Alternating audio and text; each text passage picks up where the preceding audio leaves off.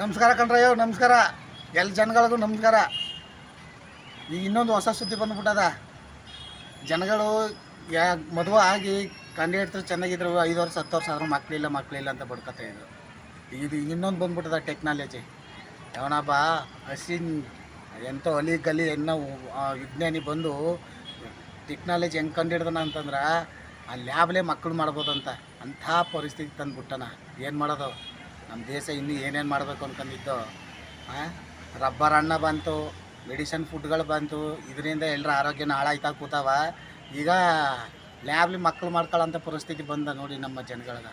ಇಂಥದ್ದನ್ನೆಲ್ಲ ಕಂಡು ಹಿಡ್ದು ಮಾಡಿದಾರೆ. ಇನ್ನೂ ಏನೇನು ಕಂಡು ಹಿಡ್ದು ನಮ್ಮ ಸಾಯಿಸ್ತಾರ ಅಂದ್ರೆ ಅದು ಯಾವನ ದೇಶದ ವಿಜ್ಞಾನಿ ಬೇವರ್ಸಿ ಅವ್ನ ಹೆಡ್ತಿಗ ಮದುವಾಗಿ ಹೆಡ್ತಿಗೆ ಮಕ್ಕಳಾಗಿರಲಿಲ್ಲ ಅನ್ಸುತ್ತೆ.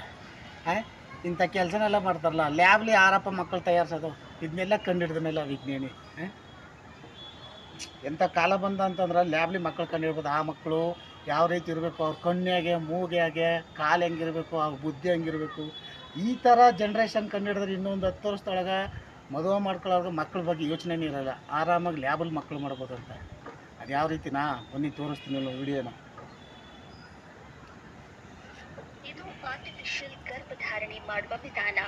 ಇದು ಆರ್ಟಿಫಿಷಿಯಲ್ ಗರ್ಭಧಾರಣೆ ಮಾಡುವ ವಿಧಾನ. ಈ ಟೆಕ್ನಾಲಜಿಯಿಂದ ಮುಂದಿನ ದಿನಗಳಲ್ಲಿ ಮಕ್ಕಳನ್ನ ಲ್ಯಾಬ್ನಲ್ಲಿ ತಯಾರಿ ಮಾಡಬಹುದು. 1 ವರ್ಷದಲ್ಲಿ ಸುಮಾರು 30,000 ಮಕ್ಕಳನ್ನ ತಯಾರು ಮಾಡಬಹುದು. ಈ ಟೆಕ್ನಾಲಜಿಯಿಂದ ಮಕ್ಕಳು ಯಾವ ಬಣ್ಣ ಹೊಂದಿರಬೇಕು, ಅವರ ಕಣ್ಣು ಹೇಗಿರಬೇಕು, ಅವರು ಎಷ್ಟು ಎತ್ತರವಾಗಿರಬೇಕು, ತಲೆಯ ಕೂದಲಿನ ಬಣ್ಣ ಹೇಗಿರಬೇಕು ಹಾಗೂ ಅವರು ಎಷ್ಟು ಇಂಟೆಲಿಜೆಂಟ್ ಆಗಿರಬೇಕು ಎಂಬುದನ್ನ ಕೂಡ ಡಿಸೈಡ್ ಮಾಡಬಹುದು. ಮಕ್ಕಳ ಬೆಳವಣಿಗೆ ಹೇಗೆ ಆಗುತ್ತೆ ಎಂಬುದನ್ನ ಕೂಡ ನೀವು ಮೊಬೈಲ್ ಫೋನ್ನಲ್ಲೇ ಟ್ರ್ಯಾಕ್ ಮಾಡಬಹುದು. ಈ ಟೆಕ್ನಾಲಜಿಯನ್ನು ಹಶೀಮ್ ಅಲ್ ಘೈಲಿ ಎಂಬವರು ಕಂಡುಹಿಡಿದಿದ್ದಾರೆ. ಇವರ ಪ್ರಕಾರ ಮುಂದಿನ 10 ವರ್ಷಗಳಲ್ಲಿ ಮಕ್ಕಳನ್ನ ಲ್ಯಾಬ್ಗಳಲ್ಲಿ ತಯಾರು ಮಾಡಬಹುದಂತೆ.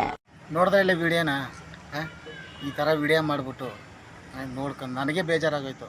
ಯಾತಕ್ಕೆ ಮದುವೆ, ಯಾತಕ್ಕೆ ಮಕ್ಕಳನ್ನ ಲ್ಯಾಬ್ಲಿ ಮಾಡ್ಕೊಳ್ಳಾಗಿದ್ರ ಮದುವೆ ಎತ್ತಿಕೆ ಎತ್ತಿಕೆ?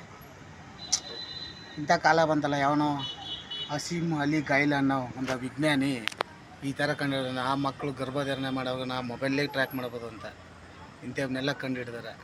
ದೇಶ ಉದ್ಧಾರ ಆಗಂದ್ರೆ ಇಲ್ಲಿ ಉದ್ಧಾರ ಆಯ್ತು. ಇನ್ನು 10 ವರ್ಷದ ಜನ್ರೇಷನ್ಗೆ ಬಂತು ಅಂದ್ರೆ ಗಂಡು ಮಕ್ಳಿಗಂತೂ ಮದುವೆ ಭಾಗ್ಯನೇ ಇಲ್ಲಿದಾಗ ಆಗ್ಬಿಡ್ತಾರೆ. ಮಕ್ಕಳು ತನ ಬಿಡು, ಲ್ಯಾಬ್ಲಿ ಆರಾಮಾಗಿ ಮಕ್ಕಳು ಮಾಡ್ಕೊಂಡು ಕೊಂಡಿರ್ಬೋದು. ಆ ಮಕ್ಕಳು ಯಾವ ರೀತಿ ಇರ್ಬೋದು, ಯಾವ ಬಣ್ಣ ಬೇಕು, ಯಾವ ರೀತಿ ಮೆಂಟಲಾಗಿ ಇರಬೇಕು, ಇಂಟೆಲಿಜೆಂಟಾಗಿರಬೇಕು, ಯಾವ ಬಣ್ಣ ಬೇಕು, ಕಾಲು ಎಷ್ಟುದ್ದಿರ್ಬೇಕು, ಕೈ ಎಷ್ಟುದ್ದಿರ್ಬೇಕು, ಎಲ್ಲನೂ ಈ ಲ್ಯಾಬ್ಲೇ ತಯಾರಿಸಾಗಿದ್ರೆ ಗಂಡು ಹೆಣ್ಣು ಮದುವಾಗಿ ಏನ ಮಾಡೋದು ಮಕ್ಕಳನ್ನ ಎಲ್ಲ ಇವರೇ ಮಾಡಿಕೊಡ್ತಾರಲ್ಲ.